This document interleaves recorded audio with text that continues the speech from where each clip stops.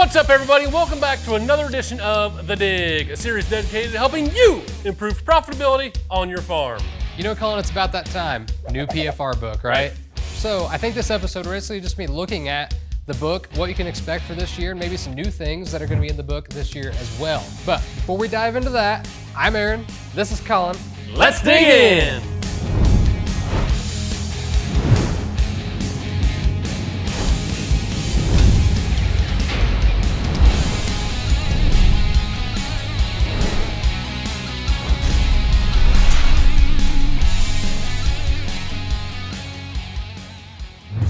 This is always the best time of the year when all of our hard work throughout the growing season comes to fruition with the new 2024 PFR book. All 264 pages. You know who'd be like the best person to bring out here to talk about the PFR book? Yeah, I don't know. Who you got in mind? The man behind the book. The man behind the book that's behind us? Oh, it's Jason Gay. Hey guys, what's up? Where you been? Well, we test a lot of products, man. I got lost in the index. Oh, it happens. It's crazy. So as you guys get these new books, you guys are gonna see there's some things that are actually different compared to in previous years. And Jason's gonna talk about a couple of those things, with number one being the PFR Proven Section. Yeah, so it was getting big, guys. We test a lot of products, practices every year, and there's a lot of PFR Proven. And the goal of that section all along has just been simplifying what we've done over a number of years through thousands of products to make it easy for growers to figure out simple things to change on their operation that have a high success rate, and that's PFR Proven. We simplified it again. We took out a lot of stuff, and we've got a lot of products in there now, so it's redesigned, it's simplified, there's not as many graphs. We've added things like win percentage for yield and ROI. Now you can look at that win percentage and give you a pretty good idea of the consistency, right? It was consistent enough to make it to PFR Proven, but now we're gonna take it to another level and show you really the consistency in how yield happens, how often that yield gain is, and same with ROI. And so there's different percentages in there, and you can see which products or practices are more consistent than others when it comes to yield and ROI. All right, Jason, so you mentioned there's a couple new products and practices that are PFR Proven this year. Do you mind sharing a couple of those with the viewers? Yeah, one of the most exciting new PFR Proven products is probably Xyway fungicide from FMC. It's been a very popular product since its introduction a couple years ago, and so this year was year 3. It performed very well across those 3 years, especially in the east where we deal with a lot more crown rot. So big time yield gains, return on investment was big, very consistent product, 10.5 ounce rate alone was really good results, but also pairing that product at that 10.5 ounce rate at planting and then coming back with a good foliar fungicide late in the season as well showed really good results too. So we have new practices like side dress depth. That's something you can change if you're side dressing corn, the depth in which you're injecting that nitrogen or knifing that nitrogen in. It's an easy change, a couple bushel gain for no expense, right? It's just making sure you have things set properly and maybe just going a little bit deeper. That 5 to 6 inch depth has been very good and consistent for us versus maybe you're going a little shallower than that. Think about going a little deeper, good ROI on that. Okay, what do you want me to get into next? New locations? They're sleeping. All right.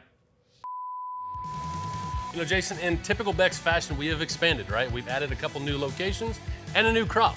Tell us a little bit about that. Yeah, that's the name of the game with us, and we're constantly expanding, especially with Practical Farm Research. So this year we added Salina, Kansas into the mix, and so Salina is much different in a lot of ways than some of our other locations, especially this year. Had really droughty conditions this year, even more so than normal for that specific area in Kansas. So challenging area for us, and it brings a whole new perspective to what we can do for that area. Trials are a little different. You mentioned a different crop, right? So farming's a little different out there than here in Indiana. And so we added Milo into the mix. So we've got Milo studies now in that 2024 PFR book. That's towards the back section.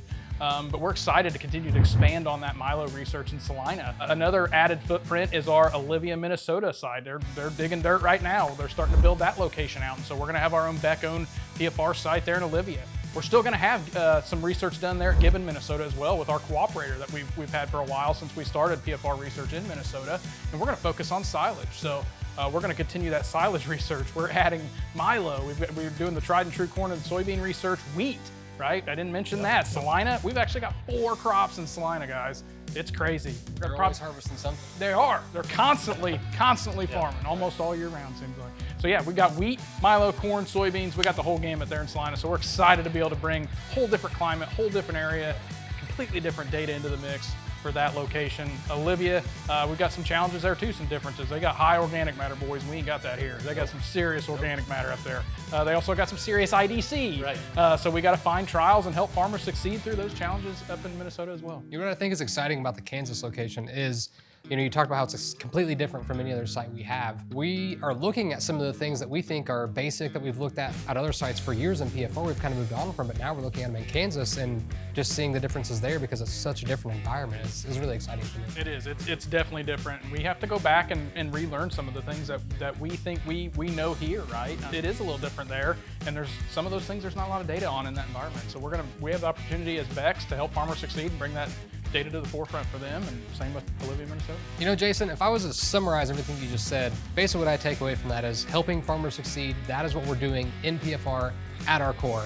I know every farmer would love to have 100+ different studies every year, but it's just not feasible, right? So that's where we come into play. It is, and we've been doing this for a long time. It is actually the 60th anniversary of Practical Farm Research. So that's a lot of trials, a lot of data, a lot of products. So if you guys are interested in seeing some of our data from the 2024 PFR book, be sure to check out beckshybrids.com to view that. Also, if you're a farmer from Nebraska and you only care about site-specific data, there is individual site-specific books on there too for you guys to view. Be on the lookout for your PFR books coming in the mail. Also, don't forget to like and subscribe and hit that little bell icon so you get notifications when new videos are released. And with that, we'll see you guys again on another episode of The Dig! Finger guns, I like it. All right, let me get this thing all polished up right before we start the video. I think that's looking pretty good. All right, yeah, we're good. Yeah. Good. Okay, action. Hope you got that.